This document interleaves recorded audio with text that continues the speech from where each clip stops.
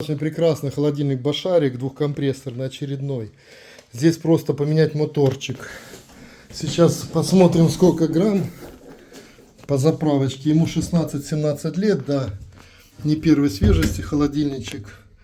Но еще должен походить. То есть короб у нас запеночки испаритель однодатчиковый. И здесь у нас один датчик. Двухкомпрессорный холодильничек. Будем надеяться, что по мозгам тут все ровненько. Всем здравия.